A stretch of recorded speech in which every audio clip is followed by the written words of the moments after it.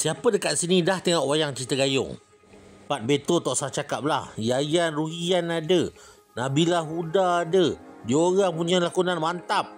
Nak lagi mantap korang tengok dekat dalam panggung Indulge TGV dekat KLCC. Jom abang cerita sikit pengalaman abang tengok Indulge ni macam mana.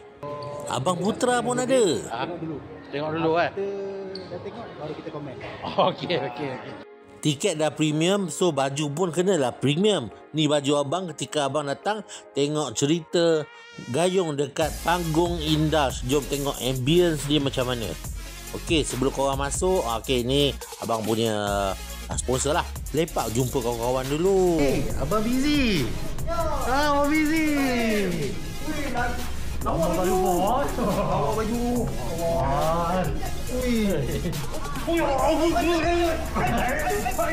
Siap sempat bersilat lagi kita orang. Dalam wayang tak boleh rekod, tapi abang bagi tahu korang cerita ni memang berbaloi. Dia punya sinematografi, action silat dia memang jadi. Lagi best daripada cerita Marvel. Cerita ni realistik lah. Kesimpulannya, apa yang abang boleh katakan, cerita yang best di tempat yang best. Dan kalau korang nak bawa family sekali pun boleh.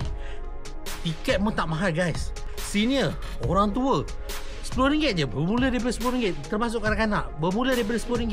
Nabila Huda punya lakonan memang mantap. Memang gaya orang lama lah. Film ni kalau korang tengok dekat panggung wayang, korang terasa sedih dia macam mana. Berbaloi-baloi lagi shock tengok dekat wayang. Antaranya sebab apa? Walaupun dia hero, dia tetap lebam. Ini dia. Cuba bagi rating. Berapa? Rating saya Per 10 berapa? 10 per 10. 10 per 10. Bang?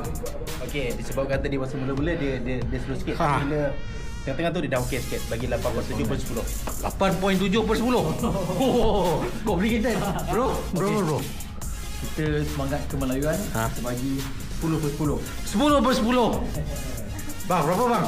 Okey, bila dia angkat ni cara dia pukul ke atas tu, terus kita bagi 15 per 10. 15 per 10. Marvel pun kalah, dik. Okey, baik. Macam. Boleh buat.